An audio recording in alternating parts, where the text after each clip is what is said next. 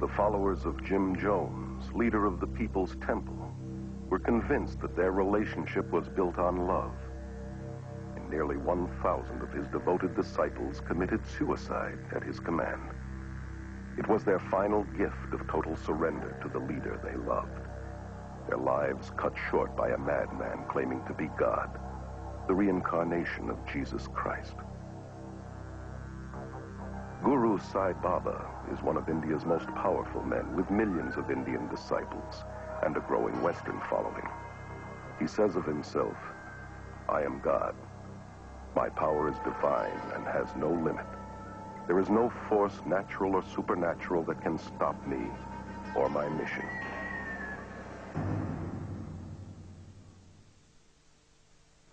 Tal Brooks spent 20 years exploring the occult.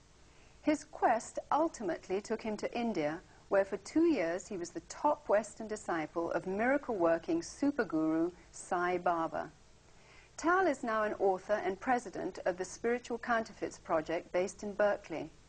I recently asked Tal to share his thoughts concerning his encounters with Sai Baba. Sai Baba claims to be God on earth. I mean, his full claim is that he's a Messiah. The word that he uses is avatar, which would be on the level, as far as he's concerned, of Jesus Christ or Ram or Krishna. So he claims to be a full incarnation of God. Sai Baba, according to the whole concept of avatars, claims that he was perfectly in the ocean of Brahman, of light, that the Eastern view of who God is, the static eternal, and that he willed himself back into birth. What were some of the things about Sai Baba that attracted you to him? I believe that Sai Baba was God. When I was in the core of his, inner circle group, I mean, I was his top Western disciple for a while, a period. I believed that he was the embodiment of God on earth. And the sheer charisma and presence and power of Sai Baba was of an order of magnitude, and I've seen a lot of people. My father was a diplomat, lived in Europe, saw a lot of slices of life, but here was an order of magnitude beyond any normal human ego structure I'd ever seen. I wanted him to be God. I'd had this massive mystical experience in the States, this huge LSD thing, 3,000 micrograms, in which I seemed to merge with the universe and merge with the mind of God, and then read all the Eastern revelations, the Bhagavad Gita, the Ramayana, the works of the gurus. So you must know that I was primed. So when I saw Baba, and he came out of that limousine in this brilliant red robe, I was just awestruck. And the truth is, there is a very tangible presence, a power that he has. It's the entire God consciousness of the cosmos fueled down into this one body. Now, you mentioned that Sai Baba performed many convincing miracles. Regarding his miracles, when I first saw him, I told you that I was in a state of incredible readiness, and in a sense that I had this huge experience that now needed to be validated. And I read all the Eastern scriptures from the Upanishads out, and now it was time to see it happen. Was this man who claimed to be a God on earth, how would he validate it? Suddenly you had someone who did miracles. Newsweek magazine, a month before I met him, had a one-page on Sai Baba as being India's Christ. Rather than turning water into wine, he turned into gasoline. His car ran out on the desert. He touched it as it was taken out of a well and poured in the tank, and he drove off. Many miracles were documented. So when I saw him, not only did he have this thoughtless, all-knowing perception of people's thoughts, not only did he tell me about particularities of my childhood and past that were privy information that he couldn't have known, humanly speaking, but over the 2 years that I was with him, I saw him heal people. This dermatologist from Stanford University, Tatacharya, the atheist, heard about Baba, was going to test him as a case in point. He flies to India. Baba already knows his name. Ah, Dr. Tatacharya, you've just come to get yourself healed. Turn around, and Baba, at this point, materializes his ash, his famous holy ash, out of nowhere, sleeve rolled up. I've seen that happen hundreds of times. And then rubs Dr. Tatacharya's back and says, "Acha, you're done, go home." Okay, this guy's at Stanford University, he's a dermatologist, and he's been given batteries of medical tests, and the whole prognosis is that terminal cancer, but the kind that metastasizes so that the cells are all over the body. He gets back, and there is not a trace. I'm sorry, but some of your high-order stage magicians would have a problem doing that. There was a group of Italian scientists there 8 years after I left him. It was in one of the Italian newspapers with journalists. It was a clear day, and they said, for instance, can you do something meteorological with the weather? And Bob said, looked up, and there was a rainbow across the sky. And all this kind of thing. He would pick off a tree cherries that can only be found 700 miles away in Kashmir, mangoes, different fruit from the same tree. You know, one time I'm with him, he materializes a handful of laddu, Indian candy, this big, bam,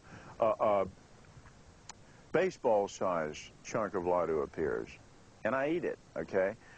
This is really amazing. So, again, the miracles he claims to be his calling card, but to someone who is a devotee of that belief in God, it shows that the mind is indeed one with the cosmos. The consciousness is in every atom, every molecule, exactly what New Agers are believing now, exactly what Shirley MacLaine is saying in Out of Limb, exactly what Jose Arguelles was trying to do in the harmonic convergence, and that is to control reality by thought. And so Baba's miracles are attempts. I mean, they're more than attempts to people. They're the outward evidence that he is one with the universe and that he's controlling all of reality. And therefore, he's God.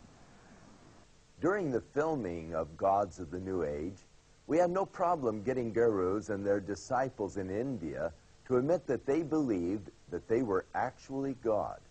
However, we found that in America and in Europe, there was a certain reluctance on the part of guru followers and New Agers to admit on camera that they were God. Then something happened.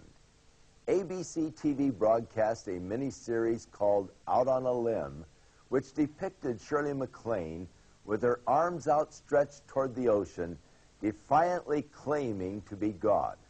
As a result of the telecast, many in the West have now found the courage to admit that they actually believe they are God. The idea of people wanting to be God is nothing new. It's been around since the beginning of recorded history. In fact, the promise of godhood is the same lie the devil used to entice Eve into disobeying her creator. Gurus use this same lie today, calling themselves God and promising godhood to those that follow them.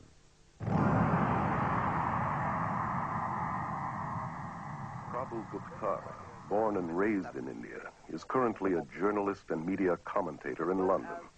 Gurus are going to the West because of two reasons. First, of course, they want to convert people. They want them to become followers of their own religion, in some cases themselves. And secondly, because they feel they have something to offer.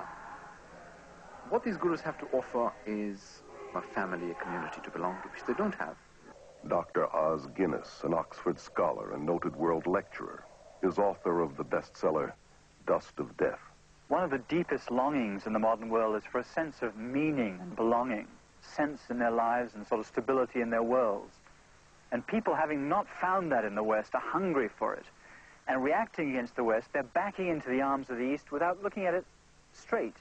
Ed Senesi is a former member of the International Society of Krishna Consciousness, known as the Hare Krishna movement. For 3 years, he was editor-in-chief of their magazine, Back to Godhead. The attitude toward the family in the Hare Krishna movement is very unfortunate. The family is seen more or less as a necessary evil. Eckhart Floater, a successful German journalist, became a devoted disciple of Rajneesh in 1979 and spent several months with him in India. Rajneesh clearly says that the family, that marriage, that all these traditional family bonds are rotten. The only relationship that counts is between his disciples and him.